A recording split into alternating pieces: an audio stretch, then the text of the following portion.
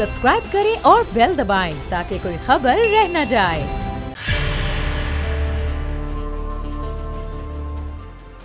अस्सलाम वालेकुम। बोल न्यूज़ की खुसूसी ट्रांसमिशन में आपको खुशामदीद कहेंगे। और गुजरांवाला में अब मैदान सज चुका है, वहां पर तकरीरों का आगाज हो चुका है। मरियम नवाज और बिलावल भुट्टो जरदारी वहां पर पहुंच चुके हैं, लेकिन अभी मौलाना फजलुर रहमान का वहां पर इंतजार किया जा रहा है। कुछ देर पहले शाहिद खान अब्बासी ने वहां पर गुफ्तगू की, ख्वाजा आसिफ ने वहां गुफ्तगू की, एहसन इकबाल ने गुफ्तगू की और ज़ाहिर है कि हुकूमत को तनकीद का निशाना बनाया। वहां जो मौजूद लोग हैं उन तक अपना पैगाम पहुंचाया कि अब किस तरह से इस तहरीक का बाकायदा आगाज हो चुका है। हुकूमत गिराने के लिए ये तहरीक है और अब क्या ये तहरीक हुकूमत के इख्तिताम पर अपने मंतकी अंजाम तक पहुंचेगी या फिर ये तहरीक नाकाम हो जाएगी और हुकूमत इसी तरह से चलती रहेगी। आज का ये जलसा कितना कामयाब रहा है, अभी तक जितने लोग जमा हो चुके हैं वहाँ पर, गो कि अभी मौलाना का काफिला वहाँ पर नहीं पहुँचा, आज सुबह से ही वहाँ पर लोगों की बड़ी तादाद जमा होना शुरू हो गई थी। और मुस्लिम लीग नून की जो मकामी लीडरशिप है, जो पंजाब की लीडरशिप है, वो वहाँ पर मौजूद थी। लेकिन मरियम नवाज के काफिले को वहाँ तक पहुँचने में तकरीबन 7 घंटे का वक्त लगा। तो इसका मतलब वो जो कंटेनर्स लगाकर रास्ते रोके गए थे, उस पॉलिसी में हुकूमत किसी हद तक तो कामयाब रही और काफ़ी हद तक अपोजिशन के जो काफिले अपने रास्तों से होते हुए इस मकाम तक गुजरांवाला तक पहुँचे, उन्हें काफ़ी वक्त भी लगा। तो अब लेकिन बिलावल भुट्टो जरदारी, मरियम नवाज दोनों स्टेज पर मौजूद हैं। मौलाना फजलुर रहमान का वहाँ पर इंतजार किया जा रहा है। सीनियर तज्ज़ियाकार, बोल न्यूज़ के एडिटर इन चीफ नज़ीर लगाई साहब भी हमारे साथ मौजूद हैं। लगाई साहब, अब अभी जहाज़िब जमालदीनी साहब वहाँ पर खिताब कर रहे हैं, कुछ ही देर में बिलावल, मरियम नवाज को भी खिताब करना है, लेकिन मौलाना साहब अभी तक नहीं पहुँचे। कहाँ रह गए मौलाना साहब? तो 10 से भी ज़्यादा का वक्त, 10 बजे से ज़्यादा का ये वक्त हो चुका है। असद खरल साहब, सीनियर तज्ज़ियाकार, सीनियर सहाफ़ी, वो भी हमारे साथ मौजूद हैं। जी लगाई साहब। मौलाना चूँकि सदारत कर रहे होंगे और सदारती तकरीर आखिर में होती है, तो मौलाना अभी वक्त पर आ जाएंगे, इसलिए कि उनका वक्त कुछ देर के बाद आएगा। और उन्होंने मेरा ख्याल है आखिरी तकरीर करनी होगी, तो उनकी आखिरी तकरीर के लिए वो कुछ वक्त लगा कर आएंगे। पहुँचने के जहाँ तक बात है वो पहुँच जाते, और जितना बड़ा जुलूस मोहतरमा मरियम नवाज़ लेकर आई और जितना बड़ा जुलूस लेकर बिलावल भुट्टो जरदारी आए, मौलाना साहब के साथ इतना बड़ा जुलूस नहीं था, लेकिन हिकमत अमली यही थी। लगता ये है कि मौलाना आखिर में पहुँचें और फिर उनके आखिरी खिताबात सुनेंगे। मैं समझता हूँ कि वो बिलावल भुट्टो जरदारी की तकरीर, मरियम नवाज़ शरीफ की तकरीर सुनेंगे और हो सकता है कि वो अपने दोस्त और अपने मुखालिफ महमूद खान अचकज़ई की तकरीर भी सुने और ANP से देखें कि कौन है, अमल हैं या अमल वली ख़ान हैं या असफंद यार वली हैं, जो भी होंगे उनकी तकरीर भी सुनेंगे। लेकिन अभी 2-3 बड़ी तकरीरें बाकी हैं, तो मौलाना बहुत आराम से पहुँचेंगे और टाइम पर पहुँचेंगे। सही, चलें बगाई साहब, गुफ्तगू के सिलसिले को ज़रा आगे बढ़ाते हैं। डॉक्टर फ़िज़ा अकबर खान भी सीनियर एंकर पर्सन हमारे साथ मौजूद हैं और शौकत यूसुफ़ज़ई साहब भी पाकिस्तान तहरीक इंसाफ के सीनियर रहनुमा KP के सूबाई वज़ीर हैं, वो भी हमारे साथ मौजूद हैं। शौकत साहब, बहुत शुक्रिया ट्रांसमिशन की डाला। ये जो एक तवक्को बांधी थी अपोजिशन ने कि एक बड़ा वहाँ पर जलसा होगा, बड़ा सियासी शो होगा, इस वक्त हम देख रहे हैं माहौल, लोग तो वहाँ हज़ारों की तादाद में मौजूद हैं। मौलाना साहब कुछ ही देर में पहुँचने वाले हैं, बिलावल भुट्टो, मरियम नवाज़ पहुँच चुके हैं। लेकिन ये तमाम दिन जो रुकावटें अबूर करते हुए ये लोग आए, तो आपकी हुकूमत से तो ये तवक्को नहीं की जा रही थी कि इस तरह रुकावटें आप खड़ी करेंगे। माजी में जिस चीज़ की आप शिकायत करते थे, आज वही काम आप खुद करेंगे जब आप हुकूमत में? बिस्मिल्लाहिर्रहमानिर्रहीम। देखें, हुकूमत ने तो इजाज़त दे रखी थी अपोजिशन को, कहीं पे रुकावट नहीं डालेगी। आपने देखा जो एहसन इकबाल जब दिखा रहा था कि जी दिखाएं, वो पुलिस वाले से जो उनके जो तकरार शुरू था, वो कह रहे थे जी आपने रोड क्यों, उसने कहा कहाँ बंद किया, बताओ तो सही ना। और जो उसके जो पीछे जो सोशल मीडिया वाला था, उसे कहा बताओ वो जगह बताओ, वो बताता रहा, कहीं नज़र नहीं आया कि किसने रोका है, क्या रोका है। देखिए, जब जुलूस जलसा होता है ना, तो पुलिस वालों की ड्यूटी होती है, वो खड़े होते हैं वहाँ पे, वो लोगों की सेफ्टी के लिए होते हैं, सिक्योरिटी के लिए होते हैं। लेकिन आप मुझे बताएं कहाँ रोका गया है? ये तो देखें, ये तो बुखलाहट की शिकार थी जो शुरू में, जो इनको पता ही नहीं था कि हो क्या रहा है हमारे साथ। देखें, अपोजिशन का कोई एजेंडा तो मालूम नहीं, कोई सिमत मालूम नहीं, कोई इनका वो मौलाना के कोई और चीज़ है, मौलाना कुछ और चीज़ के लिए वो कर रहा है। और जरदारी साहब के जो बेटे हैं बिलावल और जो बेगम सफदर हैं, उनका तो कुछ और एजेंडा है ना। तो ये तीनों एजेंडे अलग अलग एजेंडे हैं। देखिए, इस वक्त बिलावल को फिक्र है कि उसका बाप जो है वो गिरफ़्तार ना हो, जरदारी साहब, या इसी तरह मरियम को जो है वो कह रहे कि जी मेरे चचा, मेरे बाप, सबके साथ ये हो रहा है। खुद उनको बाहर बिठाया हुआ है। देखिए जो शेर बने होते हैं ना, तो शेर खुद आए ना, सामना करें, खुद आए इन जलसों में शिरकत करें। इमरान खान ने इतना बड़ा जलसा अकेला किया था, इससे बड़ा जलसा क्या था आपको याद नहीं है? नहीं तो पुरानी फुटेज उठा के देख लें गुजरावाली वाले, आपको पता चल जाएगा। इसका मतलब है कि 11 जमातें मिलकर भी इस तरह इमरान खान का मुकाबला नहीं कर सकी, तो फिर तो मेरे ख्याल से घर बैठना चाहिए इनको। लेकिन खामा वक्त ज़ाया कर रहे हैं। चाहे एजेंडा तीनों का अलग अलग हो, तीनों एहतसाब बड़ी तगड़ा जमातों का, होगा। लेकिन इनका मकसद एक ही है। जो कि इनका जो एलामिया जारी हुआ था उसका पहला नुक्ता ये था कि वजीर आजम से इस्तीफा लेना है, हुकूमत गिरानी है। अभी तक जो खिताबात हुए हैं उनमें भी उनका देखिए जी देखिए मेरे ख्याल से ये तो अरमान है या जो ख्वाहिश है वो तो सारी ज़िंदगी नवाज शरीफ के दिल में भी रह जाएगी और जरदारी साहब के दिल में भी रह जाएगी। तो देखिए जो बाप नहीं कर सके वो बेटे और बच्चे क्या कर सकेंगे। इस तरह नहीं होता है, ना इस तरह कोई इस्तीफ़ा देता है, ना कोई इस तरह। मैंने आपसे कहा कि इससे बढ़कर, और अभी तो देखें, अभी तो इब्तिदा है ना, अब आगे देखें कि आपस में किस तरह लड़ेंगे स्टेज पर, कि पहले मैं बैठूँ, पहले कौन आगे बैठा। अभी तो आज तो पहला जलसा है ना। हमने 126 दिन धरना दिया है, ये 26 दिन धरना दे के बताएं, ये कोई गप नहीं है। ये लोगों को लाना ले जाना, ये जो ये एक दिन का शो तो आप कर सकते हैं, लेकिन जो रोज़ के शो है ना, वो अभी तक मौलाना साहब तो अभी पहुँचे भी नहीं है ना। और देखिए इंशाल्लाह हुकूमतें ना ऐसे गिरती है ना हम किसी दबाव में आते हैं। ठीक है, चलें, आप कह रहे हैं कि किसी दबाव में नहीं है। चलें शौकत साहब, मैं वापस भी आता हूँ जरा। मकसद चोरी से बचना है। फिजा, अब ये जरा आपसे मैं सवाल करता हूँ, अब ये हुकूमत क्या वाकई आपको लग रहा है आज जो तमाम रुकावटें हम तमाम दिन देखते रहे, कितनी मुश्किल हुई ये तमाम लोगों को वहाँ तक पहुँचने में? वो मरियम औरंगज़ेब का भी क्लिप वायरल हुआ था जब वो पुलिस वाले से उनकी बहस चल रही थी, वो दरवाज़ा नहीं खोल रहा था, कारकुनान अंदर नहीं आ पा रहे थे। तो ये आज अपोजिशन ने एक बड़ा शो सजा लिया आपकी नज़र में। अभी आगे चूँकि पूरी एक सीरीज़ है, परसों कराची, फिर कोयटा, फिर मुल्तान, फिर लाहौर, तो ये कामयाब तहरीक चल सकेगी? आगाज़ इसका कामयाब हो गया? अच्छा अरबा, पहले तो मुझे इस बात से बड़ा, इस लफ्ज़ से बड़ा एतराज़ है कि जी पावर शो कैसे, कौन सी पावर, कौन सा शो? पावर होती है दो तरह की, एक होता है इक़्तिदार, कि आपके पास इक़्तिदार है, आप पावर में हैं, यानी आप हुक्मरान जमात हैं।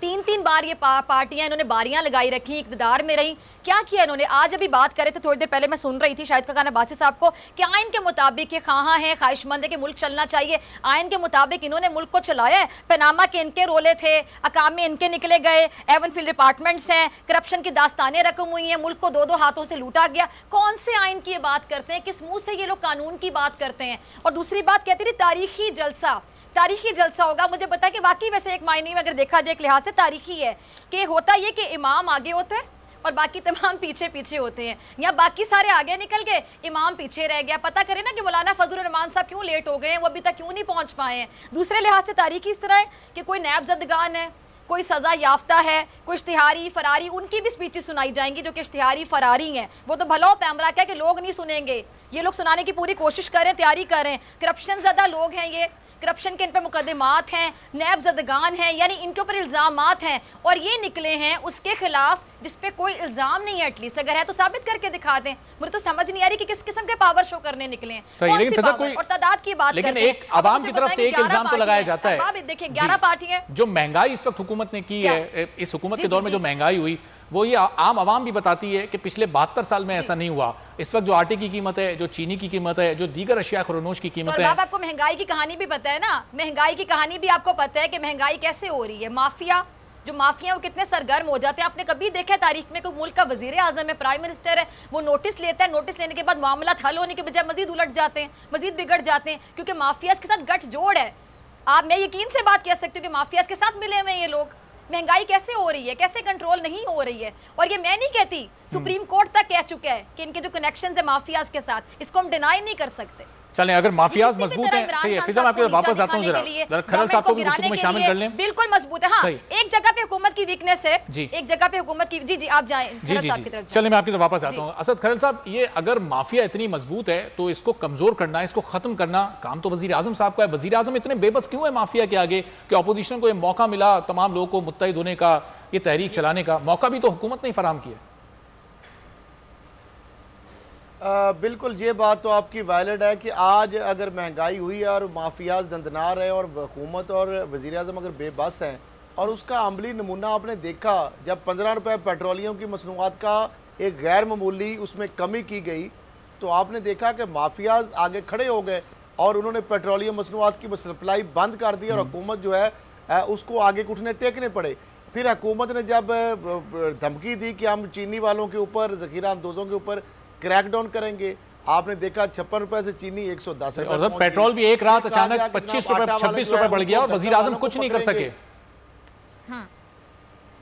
हाँ, तो अब मामला फिर आटे वालों की देख लें आप। 26 रुपए किलो जो होता था नून लीग के दौर में चलें, उसके बाद अब तो 70-80 रुपए केजी आटा हो गया। 8 रुपए की 6 से 8 रुपए की रोटी है वो भी नहीं मिल रही, नान 10 रुपए में पहुंच गया।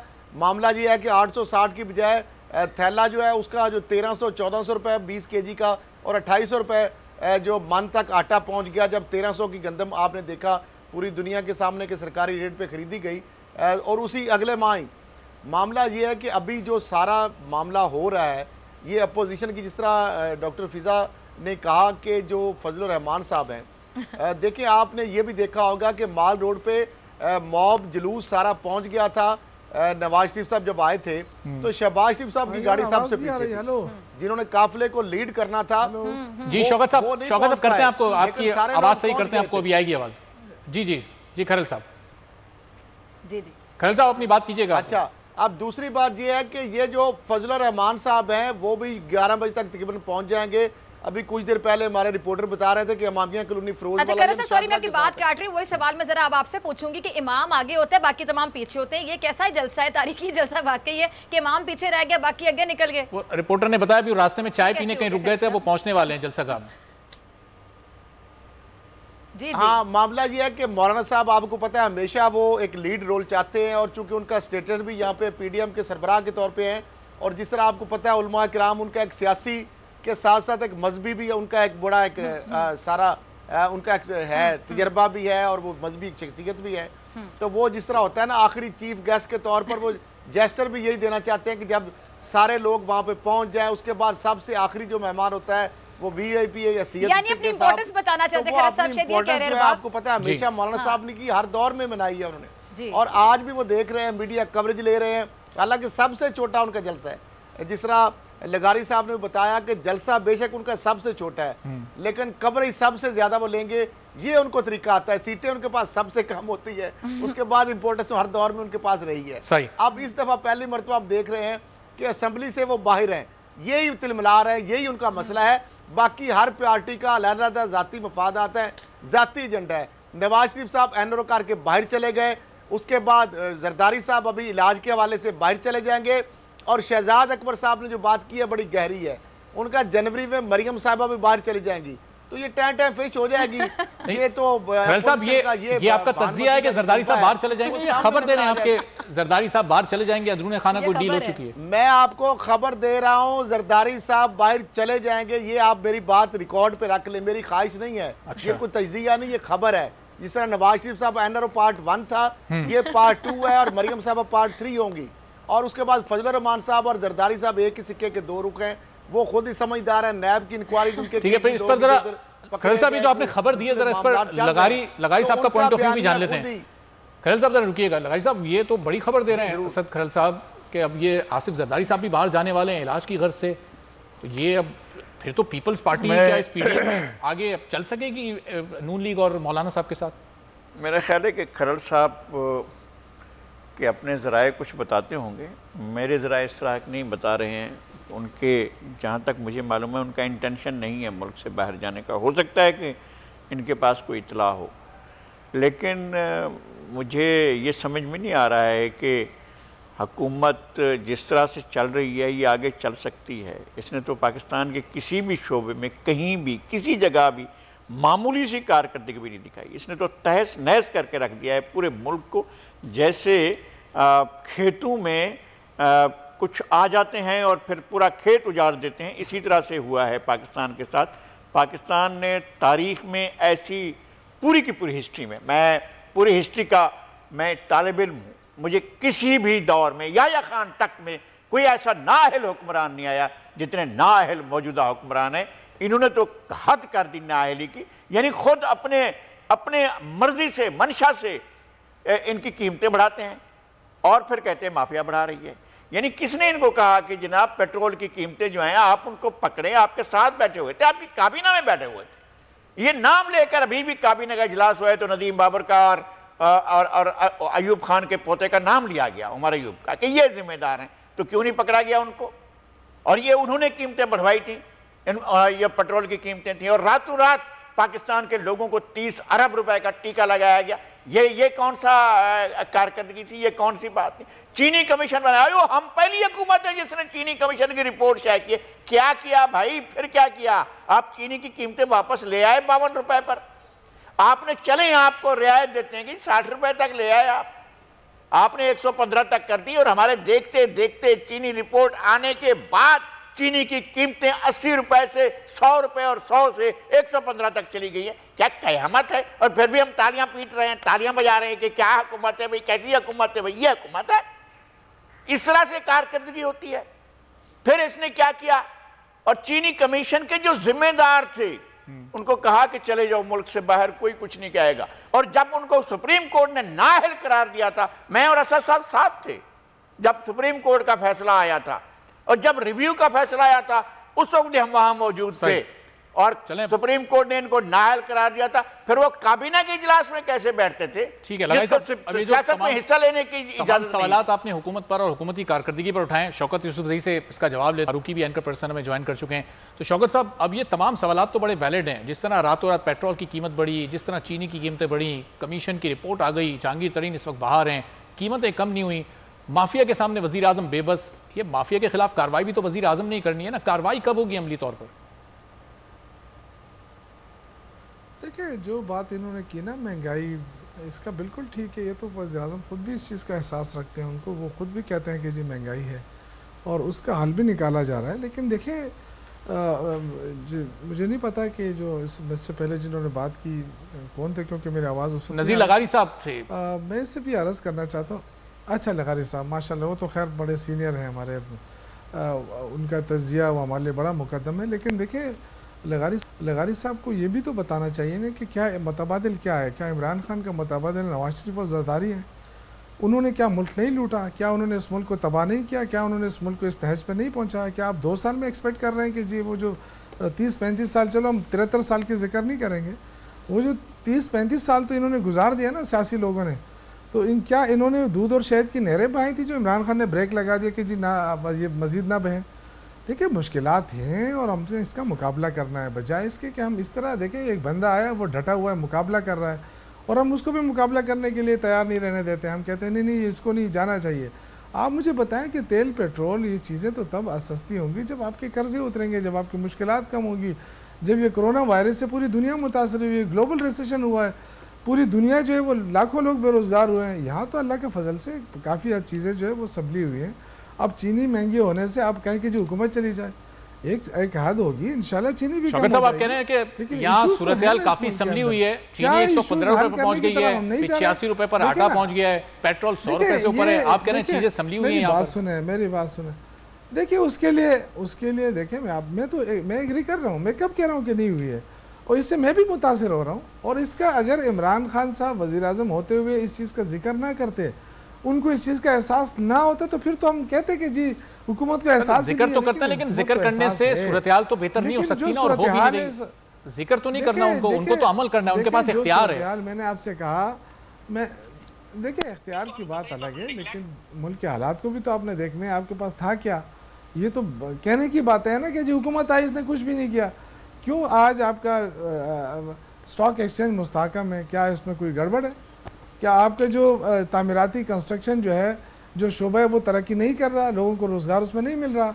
लेकिन मैं अर्ज़ कर रहा हूँ कि मुश्किलात हैं। हम तो नहीं कह रहे हैं, हमको झूठ नहीं बोल रहे कि जो मुश्किलात नहीं है, सब कुछ ठीक है, लेकिन उसका ज़िम्मेदार इमरान खान है। क्या आप समझते हैं कि इमरान खान उसका ज़िम्मेदार है? मतलब इतनी ज़्यादती तो ना की जाए ना।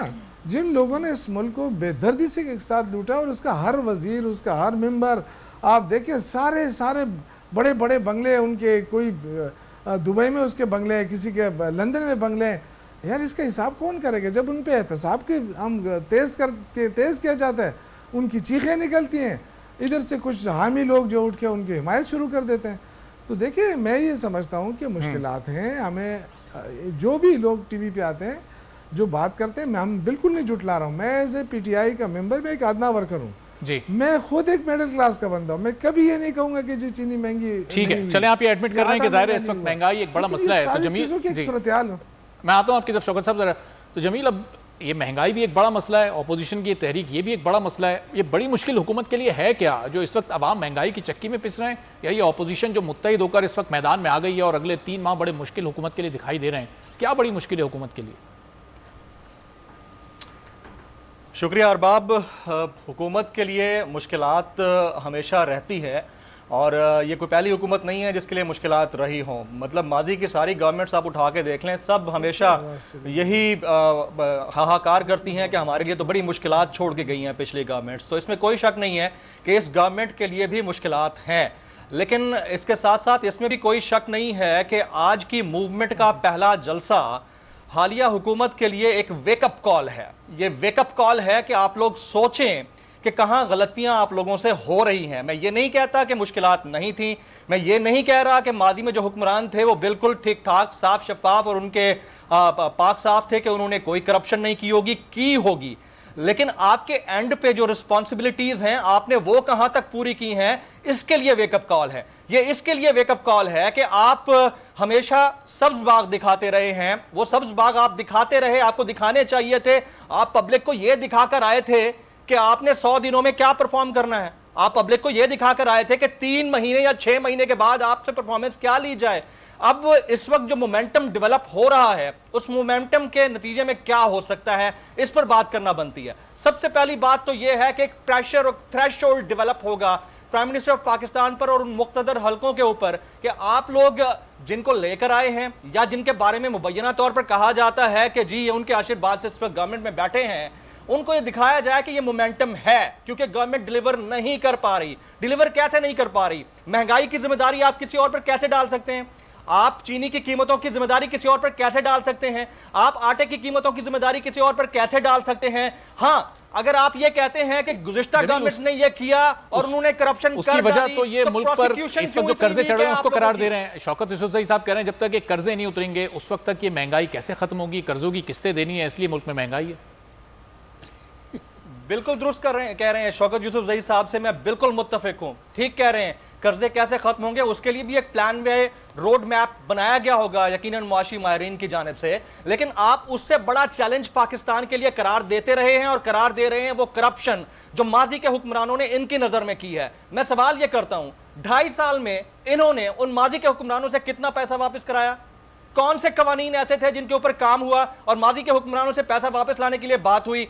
अभी 2 दिन पहले 25 अरब रुपए मजीद डाल दिए गए इनके खाते में। ठीक है भाई, डालते जा रहे हैं, आप पैसे डालते जा रहे हैं, आप उनके खाते बढ़ाते जा रहे हैं, आप नैब कोर्ट्स के अंदर जाकर उसको प्रूव भी तो करें, आप अपनी प्रोसिक्यूशन को उतना स्ट्रांग भी तो करें। सिर्फ इल्जामात लगा लेने से तो पैसे वापस नहीं आ जाएंगे। और वो जो मुल्क से बाहर बैठे हैं उनके बारे में आपके अपने वुज़रा बबांगे दोहल ये कहते हैं कि वो एनआरओ लेकर गए हैं। शेख रशीद साहब ने परसों क्या कहा हम सबको नहीं पता, उन्होंने कहा कि शायद खाकान अब्बासी साहब को कुछ दिनों में धर लिया जाएगा।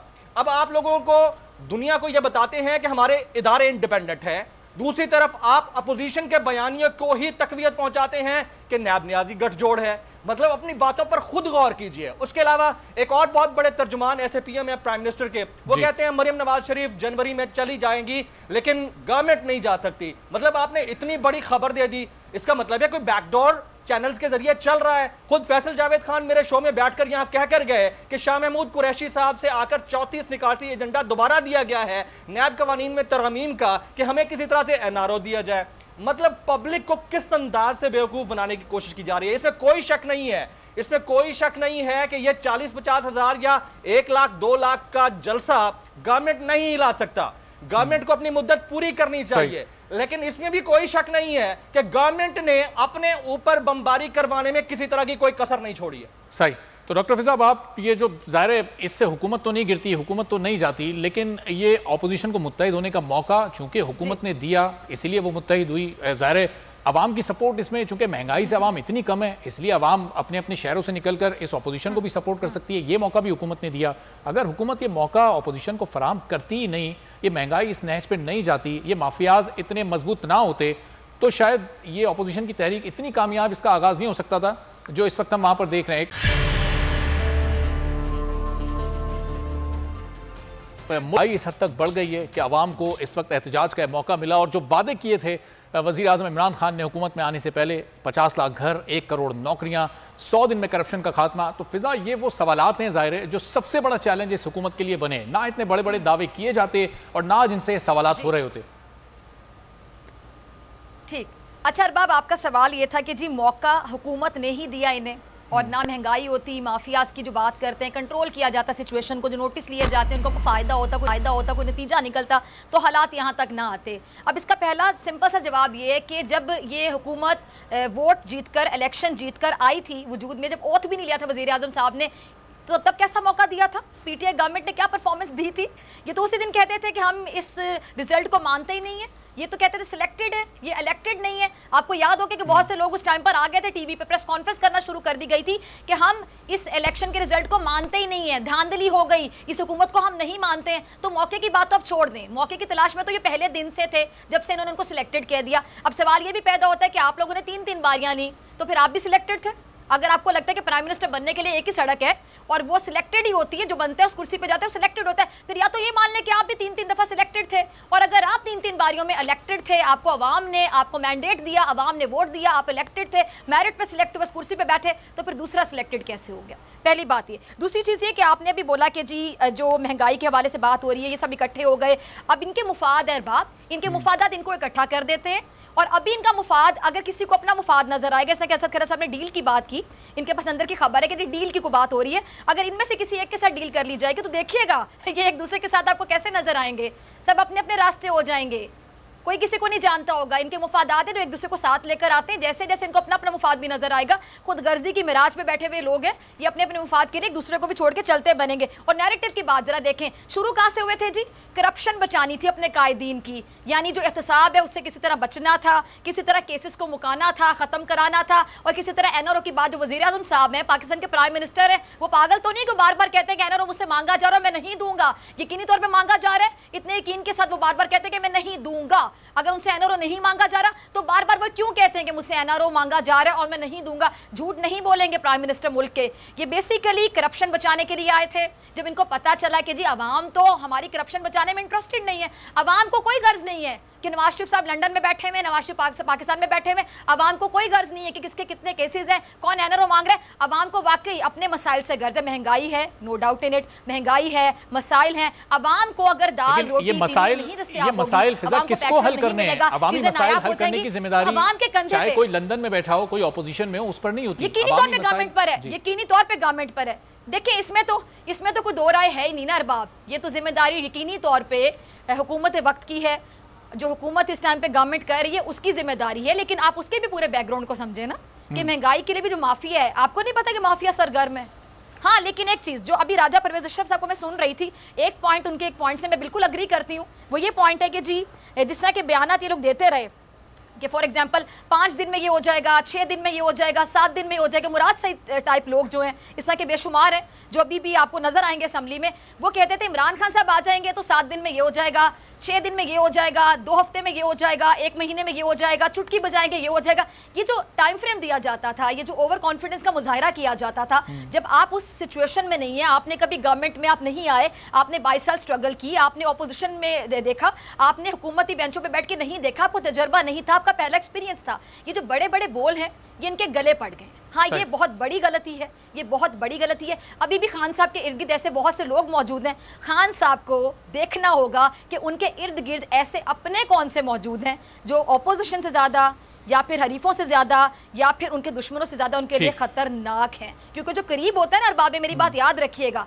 आपके जो करीब होगा वो अपनी टांग आगे करके आपको कभी भी गिरा सकता है, लेकिन जो आपसे दूर बैठा होगा वो अपनी टांग आगे करेगा, उसकी टांग में बल आ जाएगा, मोच आ जाएगी। मैं नहीं करूंगा, मैं तो बिल्कुल करीब बैठा हूँ।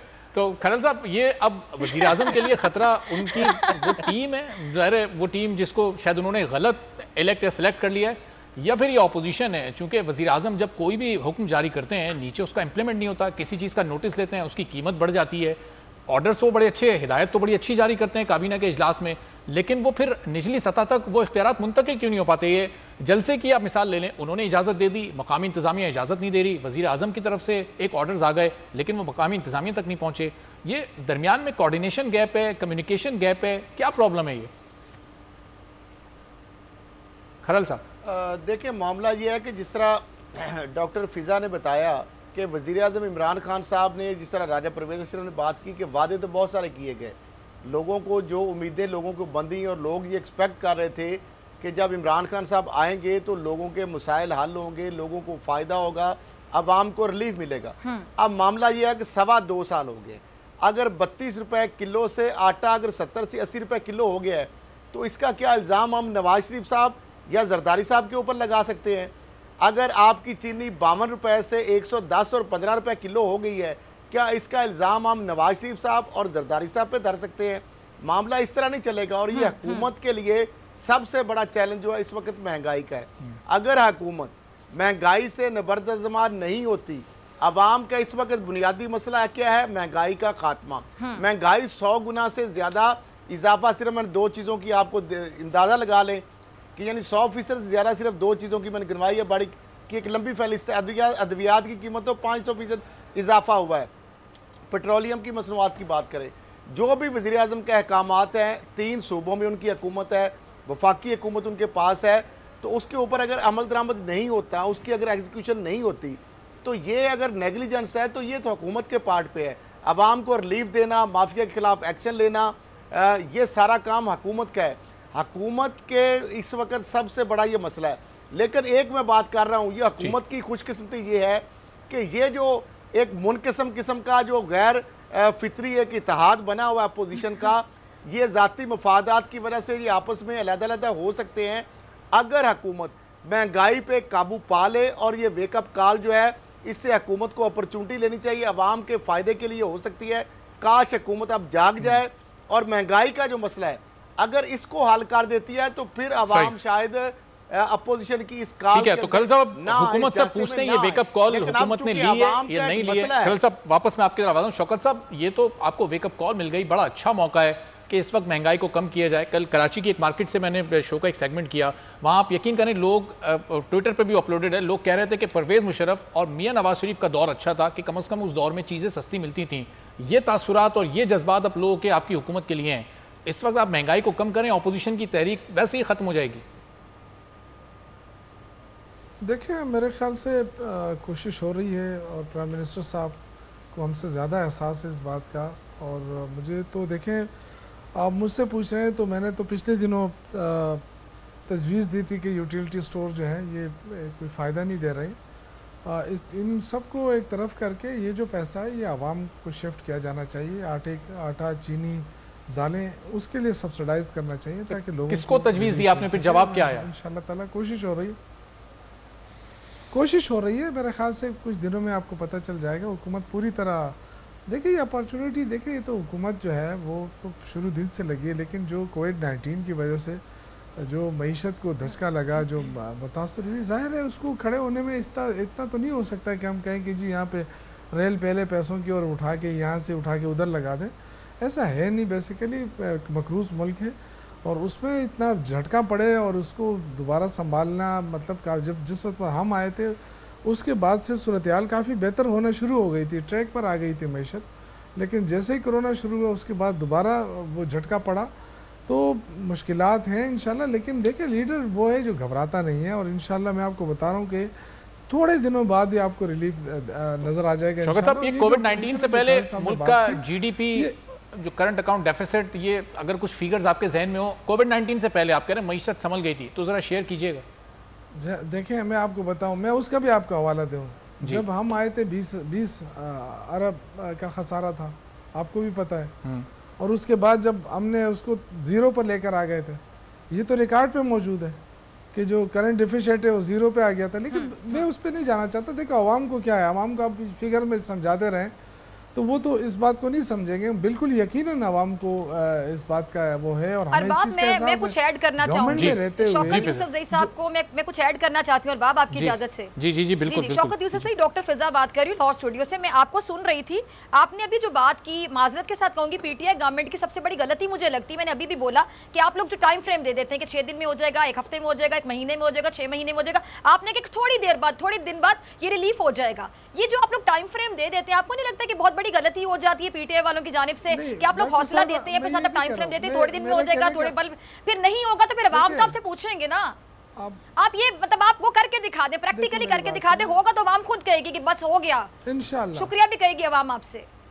देखें इंशाल्लाह, देखिए मुझे पता है मैं हुकूमत के अंदर हूँ, मुझे पता है कि हम कितनी कोशिश कर रहे हैं, कितनी मेहनत हो रही है, जाहिर है कि हिकमत अमली आई होप आप मेरा सवाल समझ गए हैं कि आवाम फिर आपसे पूछेगी ना कि भी आपने तो कहा था, हमने तो शौकत साहब को सुना है, वो कह रहे थोड़े दिन में रिलीफ हो जाएगा, क्यों नहीं हुआ रिलीफ, फिर आवाम पूछेगी आपसे। नहीं देखिए मेरी बात सुनिए, आपकी बात बिल्कुल सही है, लेकिन मुझे पता है ना कि हम कोशिश कर रहे हैं और उसका नतीजा ज़रूर निकलेगा। देखिए नियत होती है, अब चीज़ें वही हैं, आपकी जो मईशत है, आप एक रात में तो आपको ठीक कर ही नहीं सकते, आप पे प्रेशर पड़ जाए तो क्या करेंगे, आप मईशत को किस तरह ठीक करेंगे, एकदम तो नहीं होगा ना, उस पर टाइम तो लगेगा। अगर हम दुनिया को नहीं देखेंगे कि जी कोविड-19 से दुनिया कितनी मुतासर हुई है और हम कहेंगे नहीं हम तो मुतासर हुए हैं लेकिन हमें ऐसा होना चाहिए, ऐसा होता नहीं है। देखिए मैं ये अर्ज़ कर रहा हूँ कि इतनी मुश्किलात के बावजूद ये जो 2-3 चीज़ें हैं, इस पे ज़रूर हम खुद हुकूमत पर रह के भी हम ये इस चीज़ को फील कर रहे हैं और हम चाहते हैं कि इस चीज़ को हम कम करें। देखिए आवाम, हम भी आवाम है ना, हम कहाँ से आए हैं, जो PTI के ज़्यादातर लोग हैं वो भी तो आवाम में ही शामिल है ना। हमारे कौन से कारखाने हैं, हमें कोई बताया जाए, या हम कौन से इतने लैंडलॉर्ड हैं, या कौन से इतने कारखानादार हैं हमारे पास, तो हम तो आम जहांगीर तरीन साहब की मिले हैं, खुसरो बख्तियार साहब की जो फैमिली है उनकी गंदम की मिले हैं, जहांगीर तरीन साहब की शुगर मिल्स हैं, कौन से असेंबली में बैठा है भाई, मैं लाउडा साहब करोड़पति अरबपति आदमी हैं, आप कह रहे हैं। जी जी जमील, जी जमील ये सवाल भी एक पॉइंट में मेरा ले लीजिएगा, मईशत पर प्रेशर की जो बात कर रहे हैं शौकत साहब, तो ये जुलाई 2018 से फरवरी 2020 तक यानी कोविड से पहले क्या सिचुएशन बहुत अच्छी थी पाकिस्तान में, दूध की नहरें बह रही थी कि बहुत बेहतरी की तरफ जा रहा था मुल्क, जैसे शौकत साहब ने फरमाया, इस पर आपका कमेंट और अपनी बात भी कीजिए। जी बिल्कुल, मैं शौकत यूसुफजई साहब, no doubt he is from the middle class, और शौकत यूसुफजई साहब खुद जर्नलिस्ट रह चुके हैं, तो शौकत यूसुफजई साहब मेरा सवाल बड़े तरीके के साथ समझ भी जाएंगे और मैं कोशिश करूंगा उनको समझाने की। शौकत यूसुफजई साहब 1.54 आपका GDP था कोविड-19 से पहले, कोविड-19 के बाद -0.04 पर चला गया। ये इंटरनेशनल रिकग्निशंस जितने भी इदारे हैं वो सब ये बता रहे थे कि पाकिस्तान ने कितना डेक्लाइन किया, फॉल किया। तारीफ भी कर दूंगा, पाकिस्तान का स्टॉक एक्सचेंज बेहतर काम किया कोविड-19 के स्मार्ट लॉकडाउन के बायस, ये हम सबको पता है। लेकिन जहां गलतियां, कमियां, खामियां होती हैं वो हमें अंडरस्टैंड कर लेनी चाहिए, उनको एडमिट भी कर लेना चाहिए और उसका तदारुक भी करना चाहिए। वो किस तरह से, देखें अगर मैंने 15 साल किसी जगह पर काम किया है तो डिलीवर भी मुझे करना है। आप ही की एसोसिएशन में कुछ पार्टीज हैं लाइक शेख रशीद साहब, बबांगे दोहल कहते हैं कि उन्होंने 14 वजारतें देखी हैं, 50 साल से ज्यादा अरसा उन्होंने सियासत में गुजारा है, बड़ी जबरदस्त बात है, काबिल तारीफ है, हमारा फख्र है वो। लेकिन 14 वजारतें जिस बंदे ने संभाली हैं, उन वजारतों से मुताल्लिक सवाल भी उसी से होगा ना, या वो 2 साल से अगर PTI के साथ गवर्नमेंट में है या पिछले 15 साल से PTI के साथ अलायंस में है, तो सवाल मैं मियां नवाज शरीफ साहब से जाके करूं, तो ये तो बात गलत है ना। तो सवाल फिर आप शेख रशीद साहब से भी करें जो आपके अलायंस में बैठे हैं, परफॉर्मेंस का सवाल उनसे भी होना चाहिए, परफॉर्मेंस का सवाल अगर आप गुज़िश्ता गवर्नमेंट से करते हैं तो उनसे भी होना चाहिए। एहतसाब की आप बात करते हैं, जबरदस्त बात, मैं कहता हूं कि इससे बेहतरीन बात हो ही नहीं सकती कि अकाउंटेबिलिटी होनी चाहिए। माजी में जितने लोग गुजरे हैं उन सब की अकाउंटेबिलिटी होनी चाहिए। खान साहब वाहिद शख्सियत है पाकिस्तान के अंदर जिनका कोई खानदानी पॉलिटिकल बैकग्राउंड नहीं था। यही रीजन है कि उनकी गुफ्तगू से, उनकी स्पीचेस से, उनके खिताबात से मुतासर होकर यूथ उनके साथ मोबिलाइज हुई, पब्लिक उनके साथ मोबिलाइज हुई। आपके पॉइंट पर रिस्पॉन्ड करना चाहिए शौकत साहब, पब्लिक उनके साथ मोबिलाइज हुई। आप जरा रुकिएगा, शौकत सूजई का जवाब भी लेने था। जी शौकत साहब, मैं देखे इनकी बातें बड़ी अच्छी हैं, मैं इनसे, हम कभी भी इन चीज़ों से इनकार नहीं कर रहे हैं, ये बिल्कुल दुरुस्त है। लेकिन मेरे भाई ये जो सारी चीज़ें बयान कर रहे हैं ना, तो इसका हल क्या है आप मुझे बताएं। हल ये कि हुकूमत गिरा दें, क्या ये सारा मलबा जो है वो इसी वजह से कि हमने ये नहीं कहा, ये सारी शौकत साहब जिस तरह इनकी बातें अच्छी हैं, अगर हुकूमत की गवर्नेंस अच्छी हो, हुकूमत की रेट अच्छी हो, तो शायद इनको और दूसरों को ये बातें करने का मौका ना मिले। बात तो सुने ना, जी जी मुझे मेरी बात तो सुने ना, आप PMLN वाले तो ना बने ना, मेरी बात तो सुने ना। देखिए आप तो माशाल्लाह जर्नलिस्ट हैं, आप खुद भी समझदार हैं, मईशत की जो सूरत हाल है वो आपको भी पता है, हमें भी पता है। इस तरह देखें आप प्राइम मिनिस्टर ने जो एहसास प्रोग्राम शुरू किया, जो जिस तरीके से उन्होंने हेल्प की इस कोविड-19 के दौरान लोगों की, लेकिन उनको एहसास है, ऐसा नहीं कि एहसास नहीं है। लेकिन आपकी जो मईशत है जिस जगह पे है उसको उठाने में आप समझते हैं कि जो 6 महीने कोविड भी आ गया, इसके बावजूद आप समझते हैं कि ये बहुत बेहतरीन हो जाना चाहिए था? मेरे ख्याल से देखें, हमें इसको समझना चाहिए। और मैं आज भी आपसे यकीन से कहता हूँ कि इंशाअल्लाह ताला थोड़े अरसे बाद ये जो मुश्किल पीरियड होता है, लेकिन अल्लाह ताला जब नियत को देखता है ना तो मुश्किल पीरियड आसान भी कर देता है। ये अच्छा शौकत यूसुफ भाई साहब, पूरा पाकिस्तान आपके साथ खड़ा है, कौम आपके साथ खड़ी है, यूथ आपके साथ खड़ी है, यूथ आपके साथ खड़ी है, पब्लिक आपके साथ खड़ी है, आप कभी गवर्नमेंट में आए हैं? मैं एक सवाल आपसे पूछना मैं आपसे एक बात पूछना चाहता हूँ तमाम लोगों से। देखिए, या तो मुझे कोई बताए कि इमरान खान ने हुकूमत में आकर कोई अपने एसेट्स बढ़ाए हैं, या कोई पैसा कमाया है, या किसी को फेवर किया है। ये सारी बातें एक तरफ हो ना, दिन रात मेहनत कर रहा है, सारी दुनिया भी देख रही है, और उस मेहनत के बावजूद अगर आप ये समझते हैं कि जो नवाज शरीफ ने चोरी की, अगर हुकूमत ने उसने वसूली नहीं की है तो बस खैर है, उसको छोड़ दिया जाए और ये हुकूमत ही चली जाए। देखिए, इमरान खान का काम तो ये है ना कि वो कहे कि इन चोरों को पकड़ो। अब काम किसका है? नेब का है। प्रूफ किसने करना है? नेब ने करना है। अब इमरान खान खुद तो जाके ना सजा दे सकता है ना प्रूव कर सकता है, लेकिन आज इतने बड़े बड़े लोगों यूसुफ जी साहब, मैं कुछ पूछना चाहूंगी। आपने कहा कि चोरी की तो उनको छोड़ तो नहीं दिया जाएगा ना? आपको उम्मीद है कि छोड़ नहीं दिया जाएगा, तो आप जितनी भी रकम है जो लूटी गई है पाकिस्तान की, आप लोग वापस ले लेंगे? देखिए, मतलब एहतसाब भी इस हद तक होना चाहिए ना कि एहतसाब नजर आए। जो स्पीच आप सुने प्राइम मिनिस्टर की, किसी वजीर के एहतसाब इस मुल्क में एहतसाब के अलावा कुछ चल ही नहीं रहा। मतलब एहतसाब भी एक दायरे में अच्छा लगेगा ना। लगारी साहब कल मेरे शो में थे, लगारी साहब आप भी मेरी बात से अग्री करेंगे। मतलब एहतसाब भी एक हद तक अच्छा लगेगा ना। एहतसाब मुल्क में लगता है सिर्फ एहतसाब चल रहा है, चले सॉरी टू से अगर चल भी रहे तो फायदा तो हो ना। एक बैठा हुआ है और यहाँ उसके शेयर बाहर निकले हुए हैं, क्या फायदा हुआ एहतसाब का? मुझे बताएं। रिकवरी हुई, बताएं ना। फिर नताइज की तरफ चलते हैं, रिकवरी कितनों से करवानी, कितनों से करवानी। लगारी साहब से जवाब ले लेते हैं जरा, आप लोग जरा रुकिए। लगारी साहब, जैसा शौकत साहब कह रहे हैं कि लगारी साहब आप मेरी बात जरा आप जी लगाई साहब, वज़ीर आज़म के असासों में तो कोई इजाफा नहीं हो रहा। ये शौकत साहब कह रहे हैं उन्होंने अपने असासे नहीं बनाए, लेकिन ये चीनी की कीमत जो बढ़ी, इसकी मद में जो ये तकरीबन 350 अरब रुपए आवाम की जेबों से निकले, ये जो पेट्रोल की मद में अरबों रुपए पेट्रोल की कीमत बढ़ने से और उसके टैक्सेस की मद में निकल रहे हैं आवाम की जेब से, फिर ये जा कर रहे हैं, किस जगह पे लग रहे हैं? आवाम की फला पे तो नहीं लग रहे हैं। ये ड्रामा बंद होना चाहिए, बहुत ड्रामा हो चुका है। मैं प्लीज मैं ये अर्ज कर रहा हूँ कि इस ड्रामे को बंद होना चाहिए। भाई फुलां साहब जो है वो तो बड़े पारसा हैं, बड़े नेक हैं। नहीं है भाई, ये क्या बात हुई? हम कैसे सर्टिफिकेट दे सकते हैं जनाब इमरान खान साहब जो बिल्कुल क्लीन है? मैं नहीं कह सकता हूँ। कैसे कह सकते हैं आप? कौन बना सकता है जो आदमी जिसकी कोई फैक्ट्री ना हो, जिसके पास कोई मिल ना हो, जिसके पास जमीनें ना हो, जिसके पास हजारों एकड़ जमीन ना हो, जिसका वालिद जो है वो एक सर्विस करने वाला आदमी हो, सर्विसेज का आदमी, कैसे बनी गाला में इतना बड़ा महल बन सकता है? कैसे उनके पास जो और कुछ है, हमशीरा के पास जो 60 अरब के असासे जाहिर हुए थे, उनके बारे में कोई बात नहीं करता है। आप खाम कहते रहेंगे जनाब वो तो बहुत पारसा हैं जी, वो तो बड़े नेक हैं जी, उनकी बात ना करें। आधे परदेसी हैं। मैं कह रहा हूं कि मेरी बात सुने, आधे परदेसी हैं, आधे परदेसी हैं। बंदा ये बातें करके मैं ये अर्ज कर रहा हूँ कि ये हमारा दर्द है, ये हमारा दुख है, ये हमारा दर्द है। हमने तवक्को की थी, हमने तवक्को की थी, हमने कहा था कि ये आएंगे और पाकिस्तान के खजाने भर देंगे। क्या किया इन्होंने पाकिस्तान के साथ? 1 रुपया, बड़े अफसोस की बात है। 1 रुपया वापस लेकर नहीं आए हैं। 1 रुपया भी पाकिस्तान का कहीं से वापस लेकर नहीं आए। अपना हिसाब तो दे नहीं रहे हैं, अपना हिसाब इस बात पर नहीं दे रहे।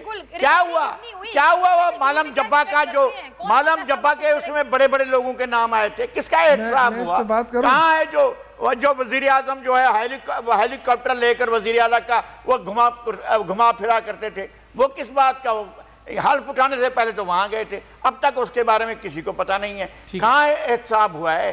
एहतसाब कहाँ पर हो रहा है? एहतसाब तो हवा में हो रहा है, और जिनका हो रहा है उनसे क्या बरामद कर लिया। चलें लगाई साहब, जरा शौकत साहब से इस पर, शौकत साहब रिस्पॉन्ड कर दें आप इस पर, चूंकि ये एकतरफा एहतसाब का सवाल। मेरी बात सुने लगारी साहब, देखें काश लगारी साहब, इतने बड़े नाम है इनका सहाफत में, और मुझे नहीं पता है कि ये एकदम इस तरह जो ये बरस रहे हैं, जो इन्होंने बात की इमरान खान के एसेट्स के बारे में, तो देखें आप तो एहतसाब तब करेंगे ना जब आप हुकूमत में रहकर कमा रहे हो ना।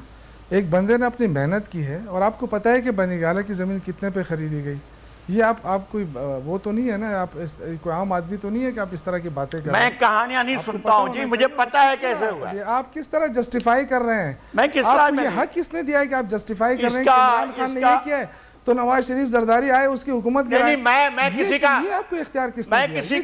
मैं किसी का वकील नहीं हूँ। मैं बात करता हूँ, मैं बात करता हूँ आके इस तरह की मैं बात करता हूँ उनकी जो इस वक्त बरकरार है।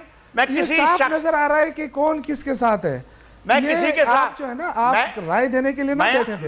आपने वो बातें नहीं सुनी जब मैं नवाज शरीफ के दौर में की, जो जरदारी के बाद दौर में की है। मैं हर दौर में करता हूं, मैं कह रहा हूं हर दौर में मैंने बातें की।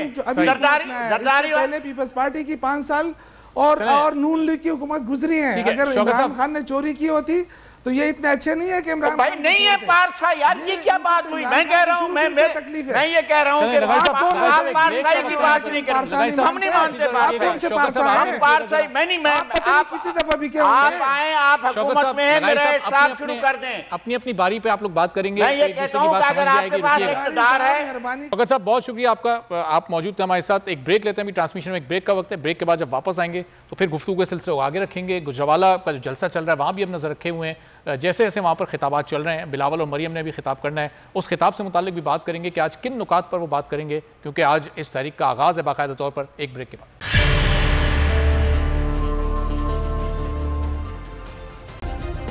सब्सक्राइब करें और बेल दबाएं ताकि कोई खबर रह न जाए।